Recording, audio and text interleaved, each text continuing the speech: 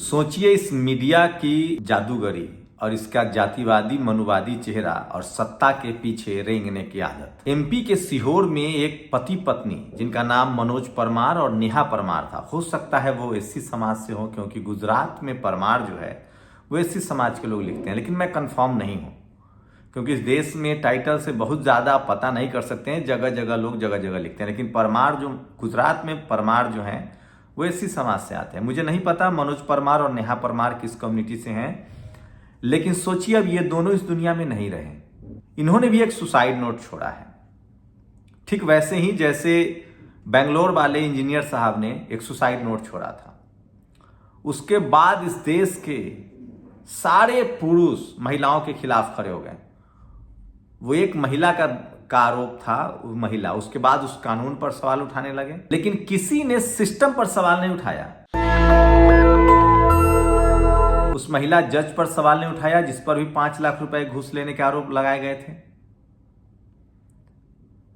और सोचिए यहां भी कोई सिस्टम पर सवाल नहीं उठा रहा है, क्योंकि यहां मामला सत्ता से है। मनोज परमार और नेहा परमार की खबर अखबार में छपी है।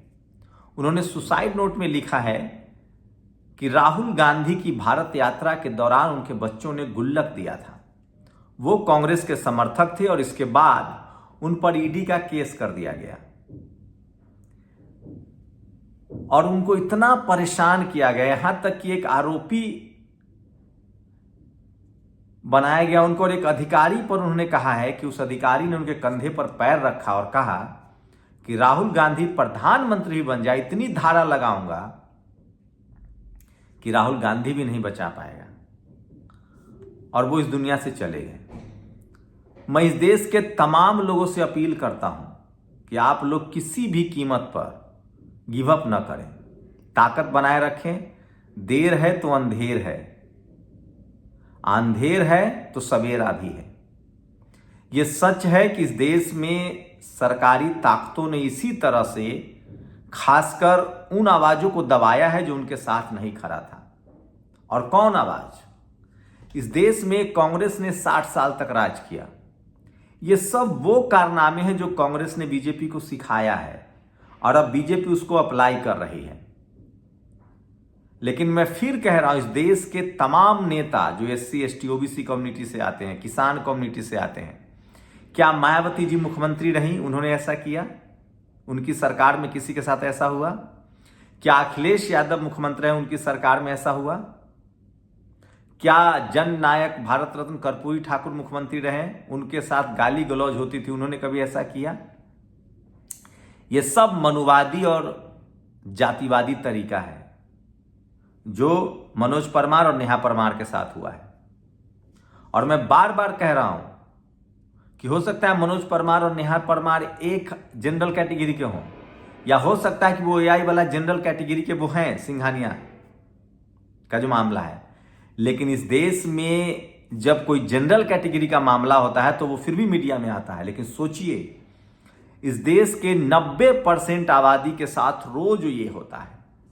आप एससी एसटी ओबीसी किसान अल्पसंख्यक और गरीब हैं तो आप एफआईआर नहीं लिखा सकते हैं। आपके साथ ये रोज होगा। और सोचिए हम लोग पिछले 5 साल से क्या क्या नहीं झेल रहे हैं, 6 साल से, सिर्फ इसीलिए कि हम खबर बताते हैं। अरे हम पत्रकार हैं तो खबर ही बताएंगे, हम टीचर होते तो बच्चों को पढ़ाते, हम अगर सेना की नौकरी करते तो शहीदी देते, सीमा से भाग नहीं जाते। अगर मैं पत्रकार हूं तो मैं ये नहीं देखूंगा कि सरकार किसकी है। मेरा नैतिक काम है कि मैं जनता को सच बताऊं, खबर बताऊं, सरकार से सही गलत पर सवाल पूछूं। लेकिन इस देश की जातिवादी मनुवादी जो लोग हैं, जो जाति व्यवस्था कुव्यवस्था है, मनुवादी कुव्यवस्था, उसमें लिखा है, इनके डीएनए में है कि सत्ता की चापलूसी और कमजोर का गर्दन दबाना है। और ये करते रहे हैं। जब इस देश में सम्राट अशोक चंद्रगुप्त मौर्य का शासन था, जब यहाँ के मूल निवासियों का शासन था, जो आज एससी एसटी ओबीसी जिनको बीकर सेक्शन कह रहे हैं, तो उस समय भी ये जातिवादी मनुवादी उनका पैर चाटते थे, तलवा चाटते थे और जगह बनाए और फिर छल पर पंच किया। मुगल आए तब भी ये जातिवादी मनुवादी सोच वाले लोग उनका तलवार चाटते थे, पैर चाटते थे, कॉन्स्पिरेसी करते थे शिवाजी महाराज के खिलाफ, साहू जी महाराज के खिलाफ, कबीर के खिलाफ, रविदास के खिलाफ, बुद्ध के खिलाफ। अंग्रेज आए तो भी ये जातिवादी मनुवादी कॉन्स्पिरेसी करते थे और आज भी इनके अंदर वही डीएनए है। ये कभी न्यायिक हो ही नहीं सकते हैं। ये सिर्फ सत्ता के लोभी लोग हैं। इस देश में चपरासी से लेकर चीफ जस्टिस तक जो मनुवादी जातिवादी लोग बैठे हुए हैं वो सिर्फ सत्ता के लोभी हैं। उनको इस देश से कोई मतलब नहीं है, उनको इस देश के नागरिकों से कोई मतलब नहीं है। पहले वो सत्ता के लोभी हैं, जातिवादी मनुवादी हैं। पहले वो अपना घर भरेंगे, फिर अपने जातिवाद के तहत अपने जाति वालों का फेवर करेंगे, लेकिन वो इंसान नहीं हो सकते हैं, न्यायिक नहीं हो सकते। और इसी तरह की चीजें उन्होंने सिखा दी है। मैं फिर कह रहा हूं, भारत सोने की चिड़िया तभी बनेगा, भारत एक मजबूत मुल्क तभी बनेगा फिर से। सम्राट अशोक का भारत, चंद्रगुप्त मौर्य का भारत, फूले अंबेडकर पेरियार का भारत, कबीर बुद्ध रैदास का भारत, गुरु नानक का भारत तभी बन पाएगा जब यहां के चपरासी से लेकर चीफ जस्टिस तक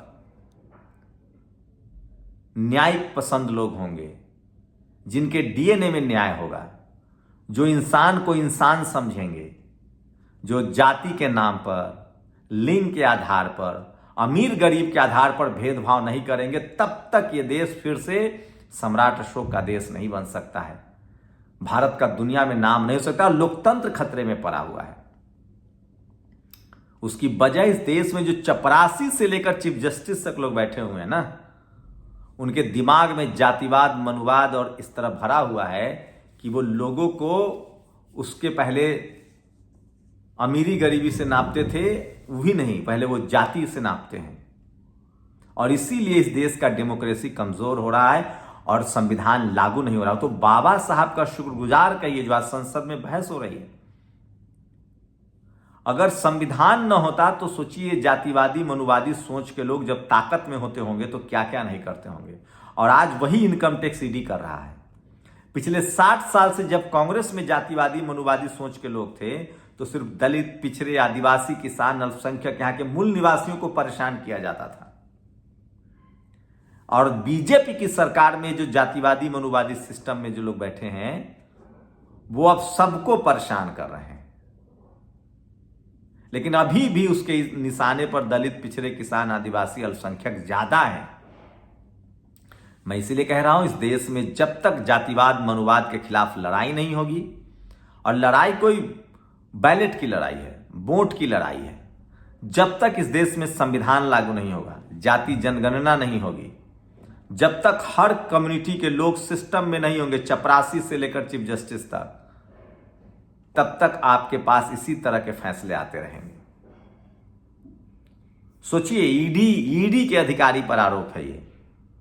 सुप्रीम कोर्ट ने कई बार ईडी को फटकार लगाई, रवीश कुमार ने खुद कहा, लेकिन लिख रहे हैं कि कई बार फटकार लगाई, लेकिन सजा हुई क्या किसी को? बस यहां सुप्रीम कोर्ट फटकार लगाते रहता है, सजा किसको देता है? 90% SC ST OBC के लोग जेल में भरे हुए हैं। हीरा चोरी के आरोपी भाग जा रहा है। माल्या कैसे भाग गया? मेहुल चौकसी कैसे भाग गया? इस देश के धन्ना सेठ कितनी बेईमानी करते हैं, जातिवादी मनुवादी, किसी से छुपा हुआ है, उस पर कुछ नहीं होगा। लेकिन अगर आप में न्यायिक चरित्र है, आप अगर स्वतंत्र सोचते हैं, आप सत्ता से सवाल पूछ दिए, और सत्ता में कौन लोग हैं? कांग्रेस, बीजेपी कांग्रेस। जब तक इस देश के मूल निवासी, जिनके डीएनए में न्यायिक चरित्र है, वो नहीं सत्ता में आएंगे, तब तक सोचिए परमार की क्या गलती थी? वो किसी कम्युनिटी से हो, उनको स्वतंत्रता थी, वो किसी पार्टी का समर्थन कर सकते थे। आपको परेशान किया जाएगा। और परेशान क्यों किया जा रहा है? क्योंकि यहां जुडिशियल सिस्टम सड़ा हुआ है, कोलेजियम से बने जज हैं, सालों से। अगर 6 महीने में फैसला होने लगे, कोई किसी को परेशान नहीं करेगा, क्योंकि दूध का दूध और पानी का पानी हो जाएगा। पता है कि इनको डाल दो पाइपलाइन में, सड़ा दो, सालों साल, पीढ़ी दर पीढ़ी भागते रहेंगे।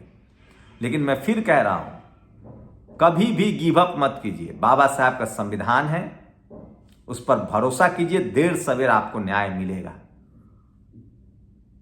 मैं फिर कह रहा हूं, इस देश में जब तक जातिवाद मनुवाद खत्म नहीं होगा, जब तक जाति जनगणना नहीं होगी, जब तक डाइवर्सिटी नहीं होगी, जब तक हर कम्युनिटी के लोग चपरासी से लेकर चीफ जस्टिस तक और खासकर मीडिया में, जुडिशियरी में, ये दो वो जगह है जो जातिवाद और मनुवाद का अभेद किला बना हुआ। इन दो जगहों पर जब तक तमाम लोगों को मौका नहीं मिलेगा संवैधानिक तरीके से, तब तक हालात नहीं बदलेंगे। आप सहमत हैं, असहमत हैं? अपनी प्रतिक्रिया जरूर दीजिए।